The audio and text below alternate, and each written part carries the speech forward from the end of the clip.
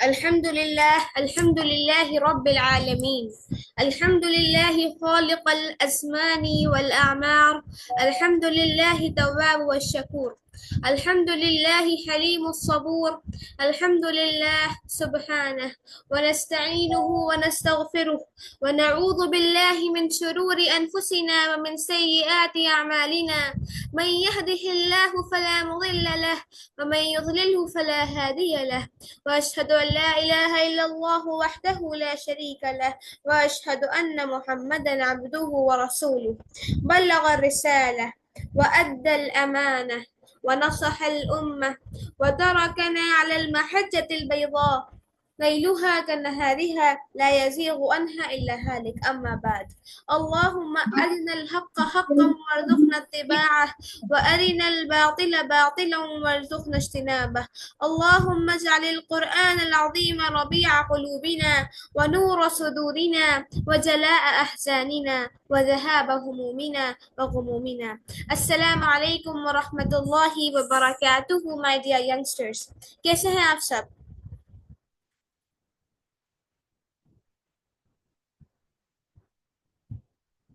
आपको मेरी आवाज आ रही है? मैं Audible?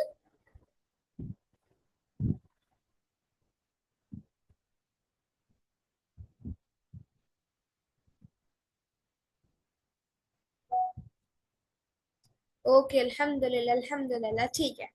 So today's topic is beating burnout. Basically, how to deal with stress, anxiety or depression.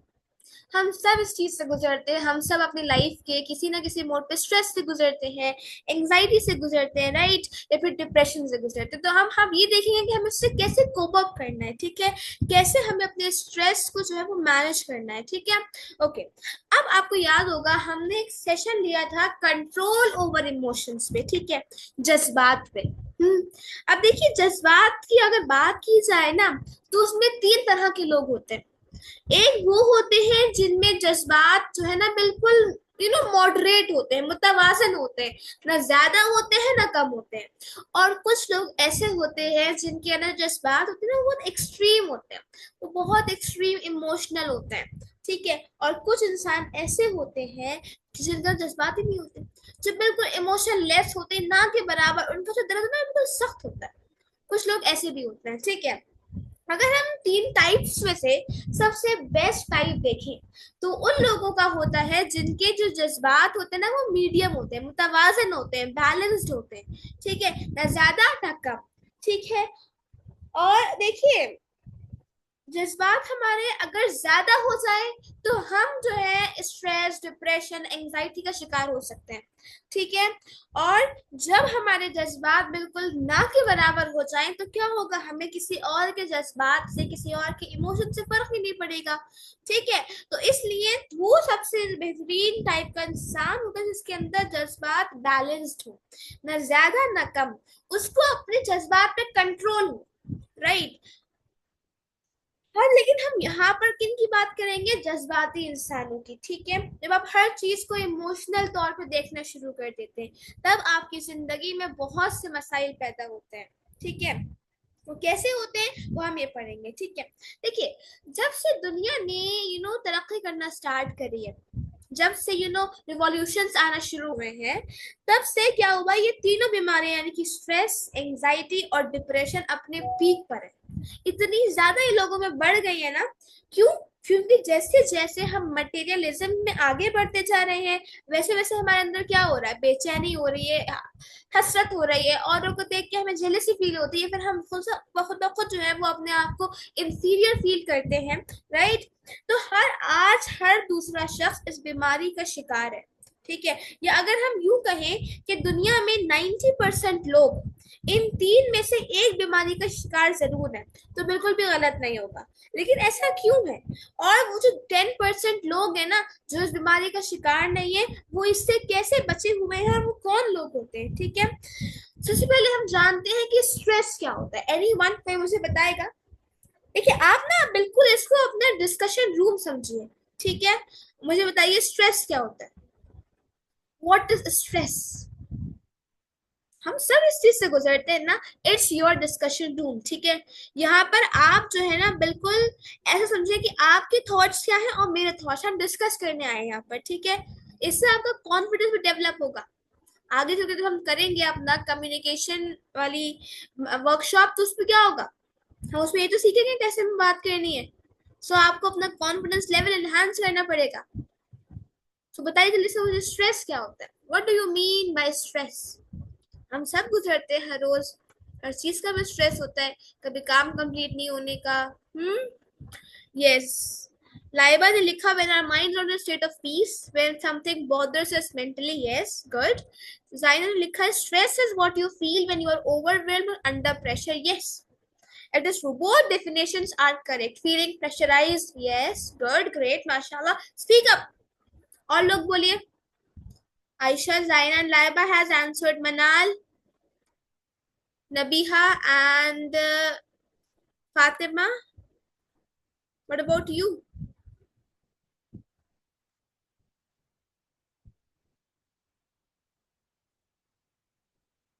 Hmm. चले खैर, ठीक है। हमारा स्ट्रेस का मतलब ही यही है कि स्ट्रेस वो फीलिंग होती है जब हम ओवरवेल्म्ड होते हैं, जब हमारे पे जज्बात हावी होते हैं, ठीक है।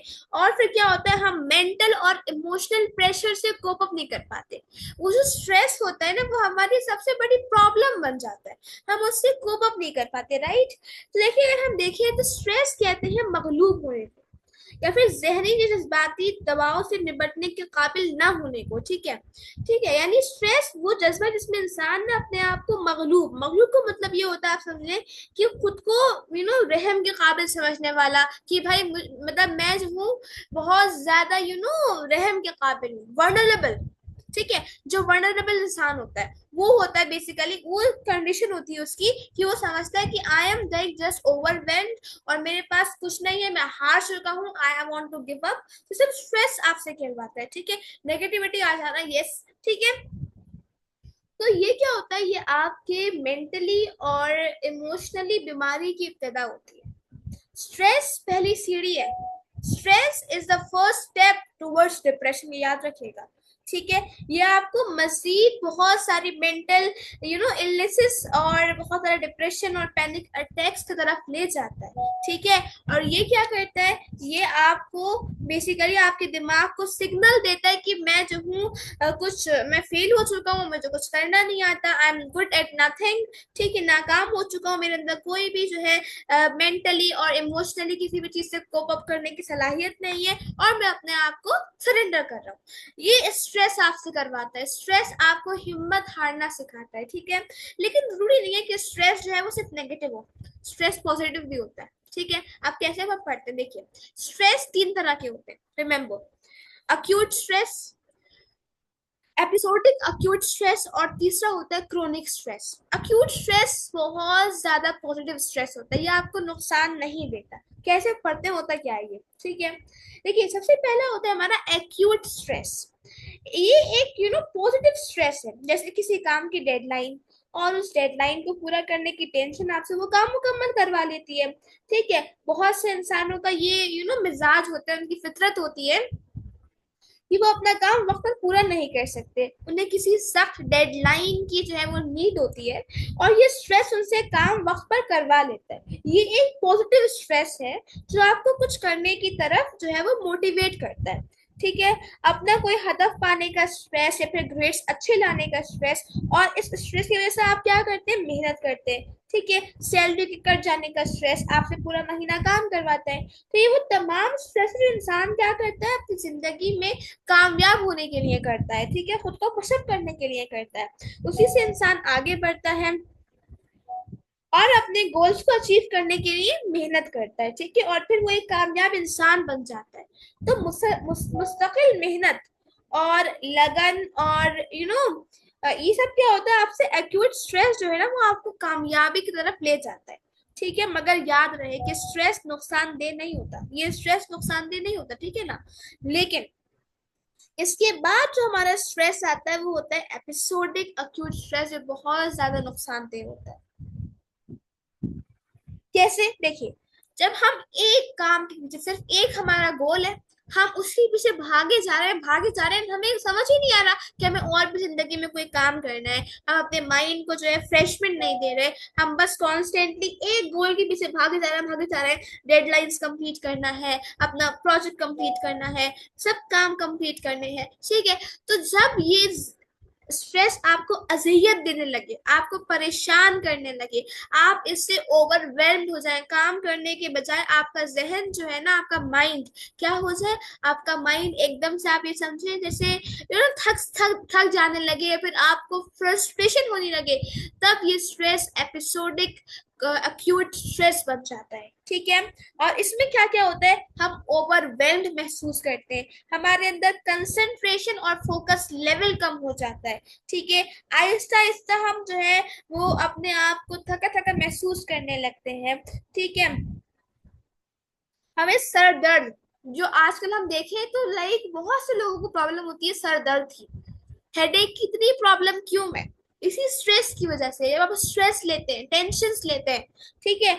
और आपको पता है, देखिए अगर आपके जिस्म में दर्द हो तो आप फिर भी काम कर सकते हैं, लेकिन जब दिमाग में, आपके सर में दर्द हो तो आपका पूरी बॉडी ना वर्क ही नहीं करती, क्योंकि जो आपकी सोचने की, समझने की सलाहियत है वो इस माइंड से एसोसिएटेड है। जब माइंड ही आपका ठीक से प्रॉपर वर्क नहीं करेगा तो आप कैसे कोई काम कर सकते हैं, राइट। तो इसलिए हमें इस स्ट्रेस से कैसे को करें, हम बाद में देखेंगे इंशाल्लाह। लेकिन पहले हम इसकी कुछ वो देखते हैं कि इसके सिम्टम्स क्या होते हैं। कुछ बेसिकली साइकोलॉजिस्ट बताते हैं हमें, मसल्स टेंशन, यानी कि जो आपके मसल्स होती है उसमें आपको पेन सा महसूस होना, स्टिफनेस सी महसूस होना, पुअर कंसंट्रेशन, यानी कि आप किसी भी बात पे फोकस नहीं कर पाते, आपसे क्या कह रहे हैं, आप अलग ही दुनिया में हो, ठीक है।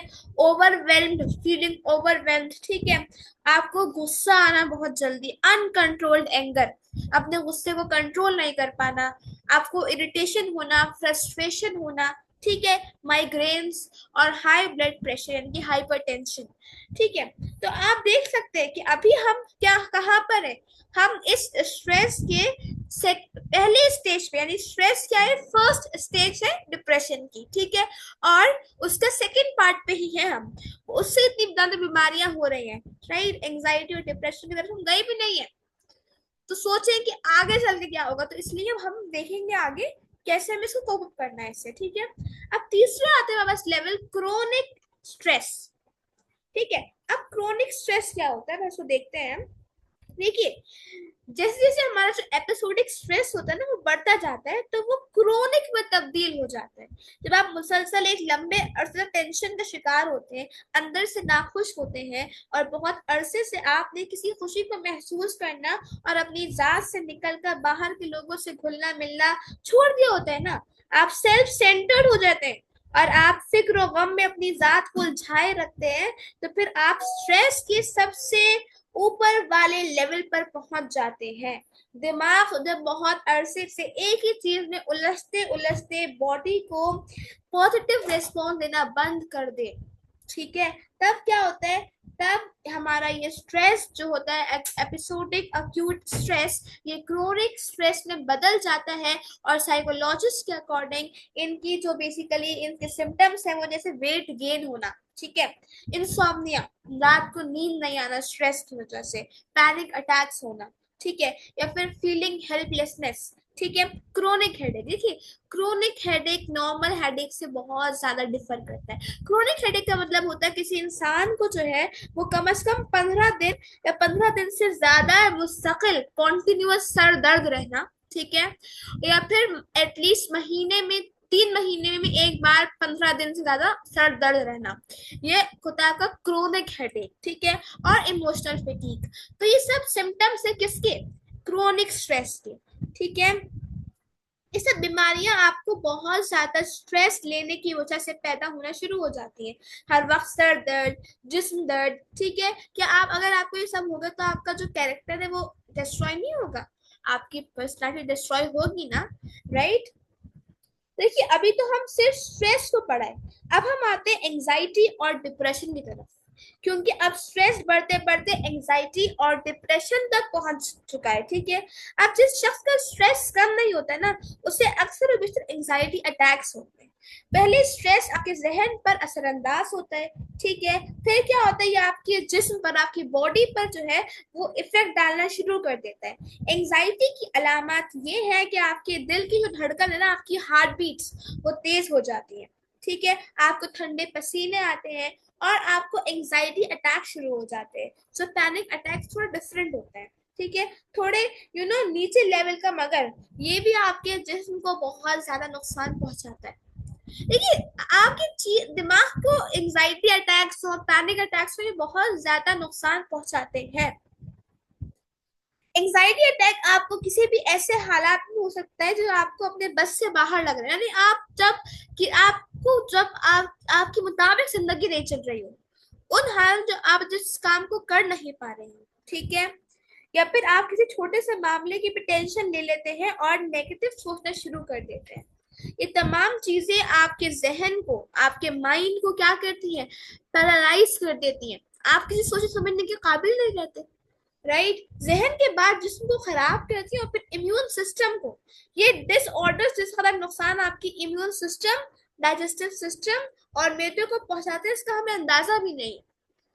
और अब जब ये दोनों आप मुसलसल एक्सपीरियंस करेंगे, तो फिर ये हमारा चेंज हो जाता है डिप्रेशन में। तो सबसे ज्यादा आई वुड से मोहलिक बीमारी है, बहुत बड़ी बीमारी है डिप्रेशन। राइट, डिप्रेशन का शिकार इंसान का दुनिया की हर चीज से दिल उठ जाता है। जिस चीज में वो पहले यानी कि बहुत ज्यादा खुश होता था, वो अब उस चीज को खुशी नहीं होता उस चीज को लेकर। राइट, एकदम से उस चीज से दिल उचाट हो जाता है, बेजारी होती है, फ्रस्ट्रेशन होती है। ऐसे इंसान का कोई गोल, कोई मकसद कुछ नहीं होता। ज्यादातर डिप्रेशन में जाने वाले लोग अपने पास्ट में रहते हैं, माजी में रहते हैं। ठीक है, माजी का कोई ऐसा गुनाह जिसका गिल्ट उन्हें इतना तंग कर देता है कि वो खुद को माफ नहीं कर पाते। कोई ऐसा गैर मुतवक्के हादसा जो उनको ज़हनी तौर पर बिल्कुल सुन कर देता है। कोई ऐसी नाकामी जो उनके वहमो गुमान में भी नहीं होती और वो उसके लिए बिल्कुल तैयार नहीं होते। या फिर किसी रिलेशनशिप का इख्तिताम इंसान को खोखला कर देता है। ये सब डिप्रेशन के अलामत है, लेकिन सबसे बढ़कर इसमें दो चीजें होती हैं, तो कोई नाकामी होती है या फिर मानसिक का गिल्ट। चले, अब अभी हम मुझे ये बताइए कि आप लोगों में से किस किस को अपने पास का गिल्ट है। हम्म,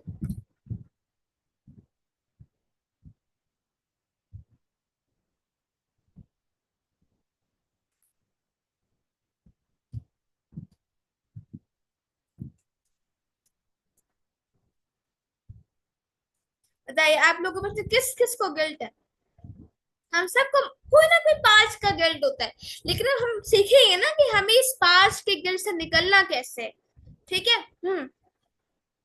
हमारे पास का गिल्ट ये भी हो सकता है, जैसे फॉर एग्जाम्पल किस तरीके का हो सकता है, जैसे कि हाँ, आपका आपका प्रेजेंट थोड़ा अच्छा हो गया हो आपके पास के मुकाबले, फाइनेंशियली हो, चाहे वो आपके स्पिरिचुअली हो, है ना। इस तरीके का गिल्ट होता है ना हमें कि हमारे पास के गुनाह किसी लोगों के सामने नहीं आ जाए, हमारे पास के जो फाइनेंशियल वीकनेसेस है वो किसी और के सामने नहीं आ जाए, हमें ऐसे गिल्ट होते हैं। राइट, अब आप में से किसी को क्या गिल्ट है, आप शेयर करें जल्दी से।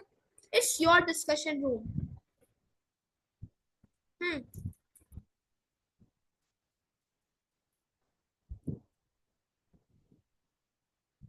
बताइए मुझे जल्दी से, हरी अप। थोड़ा सा क्लास को इंटरेक्टिव बनाइए, अट्रैक्टिव बनाइए। जब आप इंटरेक्ट करेंगे तभी तो मजा आएगा। हम्म, बताइए, फिर हम आगे बढ़ते हैं इंशाल्लाह।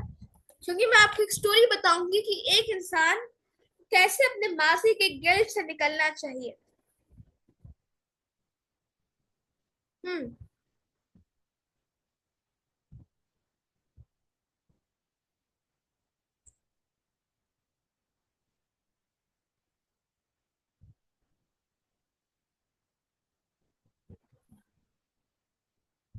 हरी अप माय डियर यंगस्टर्स।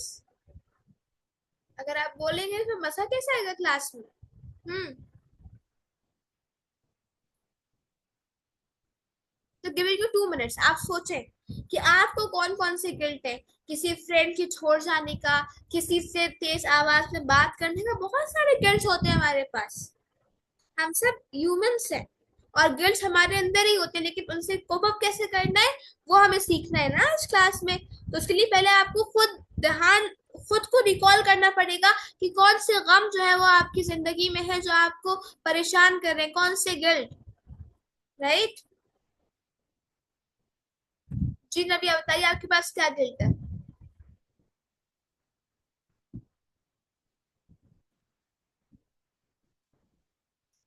आप अनम्यूट कर सकती है, फिर चैट बॉक्स में लिख सकते हैं। देखिए, आप पहले अपने गिल्ट्स को एनालाइज कर लें कि आपकी लाइफ में कौन कौन से गिल्ट्स हैं जो आपको परेशान रखते हैं। तब जाकर तो आप कोप अप कर पाएंगे उन चीजों से, अदरवाइज यू वोंट। ठीक है। तो इसलिए चले, जो भी गिल्ट है आपको आप अपने माइंड में रखना, अगर आपको शेयर नहीं करना नो वरीज। चले, आप एक बहुत ही ज्यादा हम कहानी सुनते हैं अब्राहम लिंकन की, जो कि कौन थे। अच्छा तो बताएंगे कौन थे Abraham Lincoln, the president of America.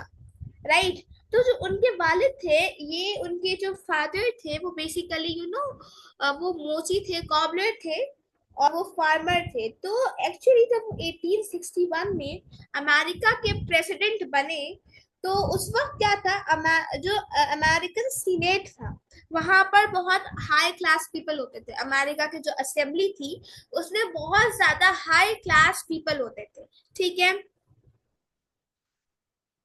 लेकिन क्या हुआ, जब वो लिंकन सदर बने, अब्राहम लिंकन, तो लोग जो है उन पे तंज करते थे, उन पे ताने देते थे। तो जब उनका फर्स्ट स्पीच थी पार्लियामेंट में, तो एक सीनेट ने वहां खड़े होकर ये कहा कि लिंकन सदर बनने की बात ये मत भूलना कि तुम्हारे वालिद मेरे खानदान के जूते सीते थे। ठीक है, यानी कि आप सोचे कि प्रेसिडेंट है वो वहां के प्रेसिडेंट है। उसके बाद वहां का एक सीनेटर की उड़कर उनसे कहता है कि तुम जो हो ये सदर बनने के बाद ये मत भूलना कि तुम एक लोअर मिडिल क्लास फैमिली से ताल्लुक रखते हो। तो उस पे आप ये देखिए कि उनका जवाब जो है वो कितना ज्यादा प्रोफाउंड था, कितना डीप था। कि उन्होंने कहा कि जब उन्होंने ये कहा कि मत भूलना, तो उन्होंने ये आंसर किया, सर मैं जानता हूँ कि मेरे वालिद आपके घर में आपके खानदान के जूते सीता था। आपके अलावा इस हॉल में मौजूद दूसरे उमरा के जूते भी सीता रहा। लेकिन आपने कभी सोचा कि अमेरिका में हजारों मोची थे, पर आपके बुजुर्ग हमेशा मेरे वालिद जूते क्यों बनवाते थे? इसलिए कि पूरे अमेरिका में कोई मोची मेरे वालिद से अच्छा जूता नहीं बना सकता था। मेरे वालिद एक अजीम फनकार थे, यानी कि आर्टिस्ट थे। उनके बनाए हुए जूते महज जूते नहीं होते थे, वो उन जूतों में अपनी रूह डाल देते थे। मेरे फादर के पूरे करियर में किसी ने उनके बनाए जूतों की शिकायत नहीं की।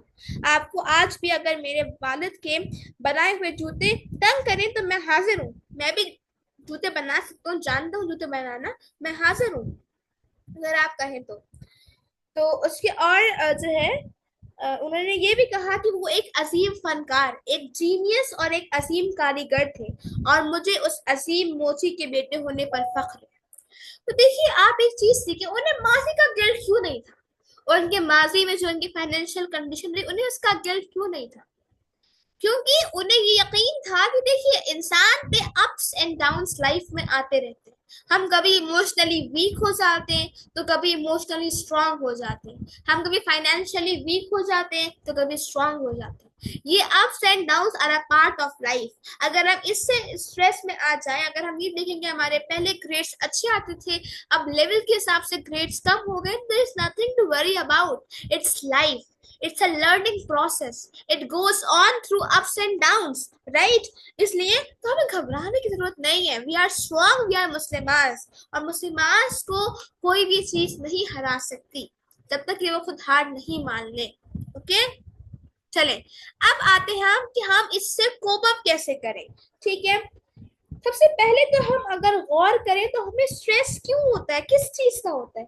जब कोई चीज हमारे मुताबिक ना हो, या कोई चीज हमें अपने बस से बाहर पूरी नजर आए, जैसे कि हम सोचते थे ना, जैसे हम चाहते थे वैसे ना हो, कोई अच्छे ग्रेड्स नहीं ला पाता, आप नाकाम हो जाते, और वहां जो है आपको जॉब नहीं मिल पाती जहां आप चाहते हैं, वहां शादी नहीं होती जहां हम चाहते हैं, हम लोगों के साथ अच्छा कर रहे हैं मगर बदले में हमें डी ग्रेड किया जा रहा है, हमें यू नो नीचे दिखाया जा रहा है। तब हम पे ताने कसे जाते हैं, तो हम क्या करें? अल्लाह पाक फरमाते हैं कुरान में, वला तहिनु वला तहजनु व अंतुमुल अअलौना इन कुंतुम मुमिनीन।